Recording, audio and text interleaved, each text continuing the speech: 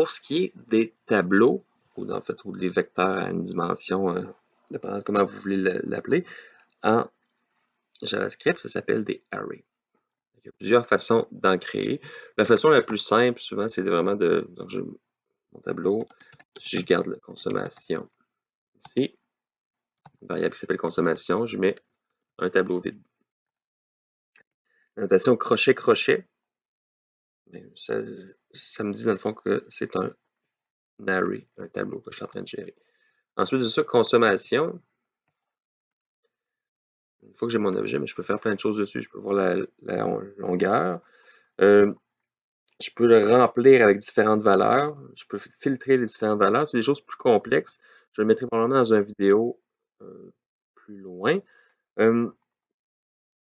For each, encore là, je peux appeler une fonction sur chacun des éléments de mon tableau.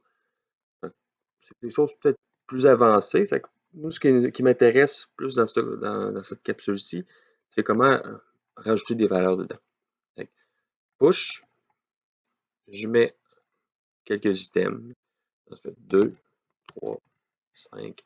Quand vous voyez en haut, juste en haut de où est-ce que je suis en train d'écrire, c'est marqué fonction F, point, items. Au fond, c'est que ça va prendre un tableau en entrée, puis ça va toutes les valeurs que ça prend, ça va les mettre dans un tableau, en fait, dans la fonction.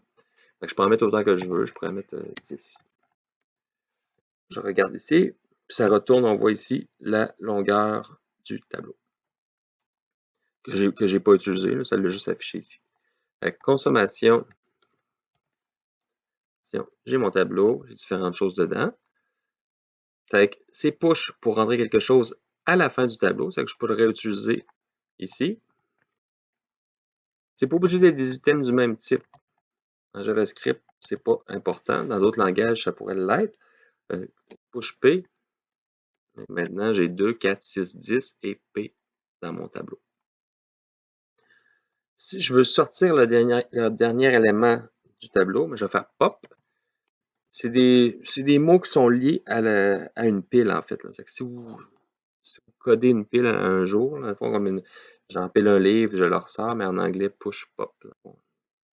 Ça ici, pop. Boum.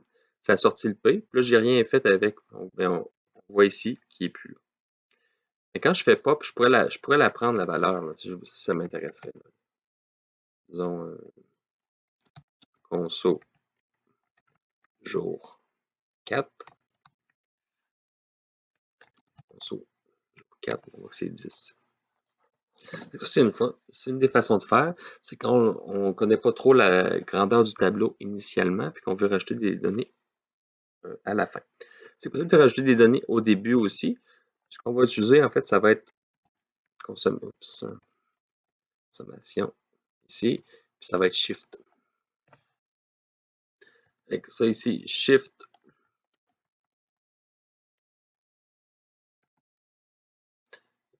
Dans le fond, ça tasse vers la gauche. Là, ça m'a sorti le 2. Normalement, dans mon tableau, je devrais juste avoir deux éléments maintenant, 4 et 6. Quand je fais unshift, mais ça me permet d'ajouter un élément au début du tableau. Unshift ici, je pourrais m'écrire début.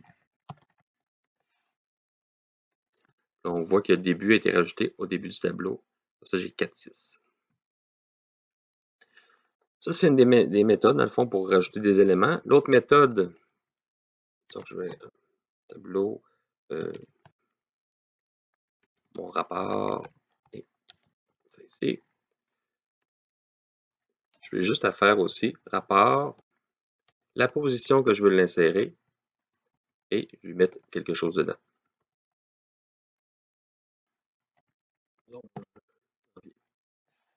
Là, maintenant, dans rapport, là, janvier dedans. Si je mettais, par exemple, un indice vraiment plus haut, le tableau va automatiquement s'agrandir. Je peux écrire blabla. Et automatiquement, je vais avoir 61 cases. Je te le voir ici, length. Ma longueur est rendue 61. J'ai plein de cases qui vont être vides, en fait.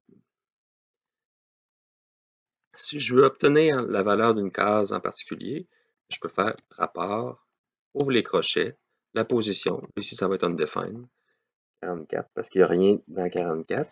Si je prends 60, je devrais avoir mon blabla. Rapport ici. Vous pouvez faire des boucles, puis incrémenter dans le fond un compteur, pour faire des différentes manipulations ici. Ça, c'est une autre des façons de faire. Si vous savez déjà le nombre d'éléments que vous allez avoir dans votre tableau, c'est peut-être mieux de le créer vraiment de la bonne taille directement au niveau de. Au final, le fonctionnement va être le même.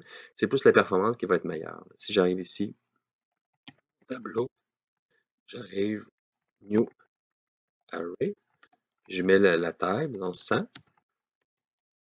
Sur le coup, il va falloir qu'il le crée au complet.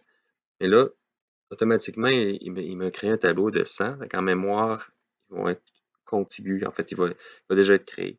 Tandis qu'ici, ce que je faisais avant, ou que j'ai fait avec les pop et les shift on shift, dans le fond, ça fait un tableau dynamique, puis c'est pas nécessairement aussi performant. Ça dépend toujours de ce qu'on va faire. Est-ce que c'est si important que ça, la performance dans votre application, ou pas? Puis, est-ce que vous connaissez déjà le nombre de cases que vous voulez? Dans le cas des consommations, dans le fond, vous le connaissez déjà. La personne fournit le nombre de jours à évaluer. Dans le fond, vous pouvez le créer, mais je ne vous enlèverai pas de point que vous le fassiez d'une façon ou d'une autre. Même chose, je vais retourner dans array script.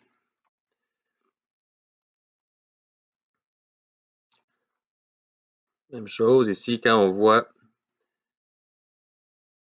quand ici, c'est pas marqué prototype, ça veut dire qu'on n'a pas besoin de l'objet, on peut le faire directement sur la classe. Si j'arrive ici, je fais array.isArray de tableau. Normalement, ça devrait me donner true. Tous ceux qui sont marqués prototype, mais vous devez avoir un objet qui a été créé.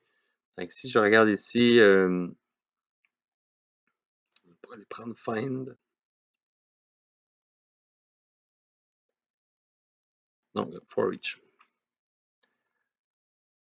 Je ne m'attends pas à ce que vous utilisiez ça, mais c'est juste pour vous montrer. J'arrive ici. Pour chacun des éléments de tableau, je ne prendrai pas tableau, je vais prendre rapport. C'est plus intéressant. Pour chacun des éléments, l'élément qui est ici, c'est juste le nom de la variable. Ça pourrait être x qui serait ici, puis ça marcherait pareil. On voit le login.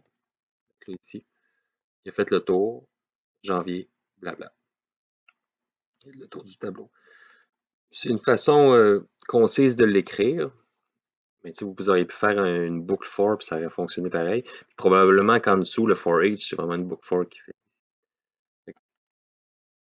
Je vous invite à regarder un petit peu qu'est-ce qui se passe dans ces choses-là.